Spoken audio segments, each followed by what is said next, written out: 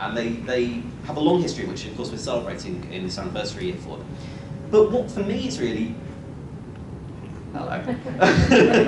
What for me is really interesting about these guys is that they anticipate scientific development, once again, just like Wotan. So they're human, or originally I suppose humanoid from Mondus, bodies, held within metal frameworks. So think recently on the Dark Water episode at the end of the previous series, and you see through the metal to the skeleton beneath. And there's all sorts of examples of that throughout the show. You remember that, right? So there's all sorts of examples where you see the human body underneath. And we can think about this as a precursor to, well, all sorts of really very current technological developments. So cybernetic enhancements, for example, artificial robotic elements that become incorporated into or onto the human body. So the Cybermen first come about again in fancy. They come about in 1966 in the 10th Planet, which I'm sure most of you are familiar with, Series 4. So again, we're really early days of the show here, 66. And we're getting this kind of creative energy in the series being poured into thinking about the relationship between the human body and the machine, the human body being kind of here, housed inside the machine. And this anticipates all sorts of developments in later years. We could think of things like the pacemaker, the implanted pacemaker within the human body, as a metal heart pumping away. We can think of prosthetics, artificial limbs and so forth, as mechanical adornments of the human body.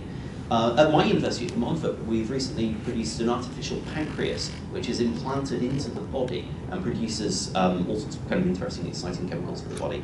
Powered exoskeletons are now a reality. I only found out about this recently. It's terribly cool.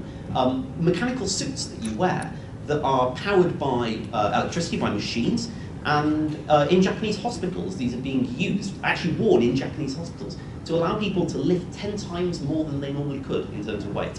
So these are in usage in the real world now, powered exoskeletons. I want to go.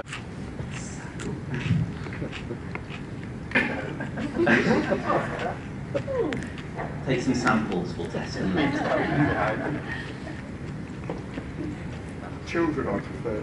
Yeah, that's...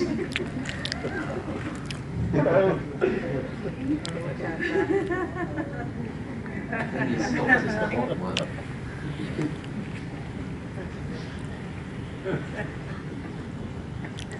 So I think first we'll talk about you, my Auton pals.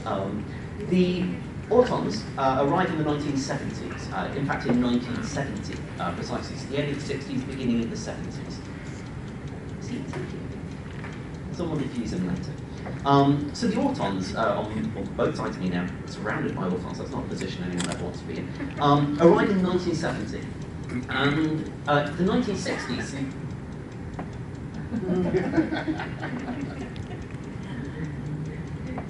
I've never lost a stair fight yet. Okay, I'm wearing contacts, they dry out. You win. The 1960s has seen the development of plastics. Okay, so plastic's been around for a long time, of course, but it's saw the development of plastics as a consumer technology. So throughout the 1960s, we saw plastics creeping into the home. So items like bottled water, plastic bottled water, were developed for the first time in the 1960s.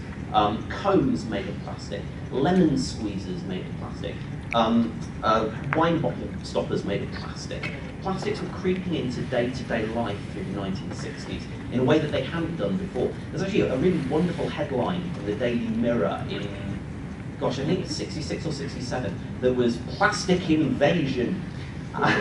It seems silly, it seems ridiculous, but at the time there was a genuine kind of unsettlement about these new materials appearing in your kitchens, you know, cooking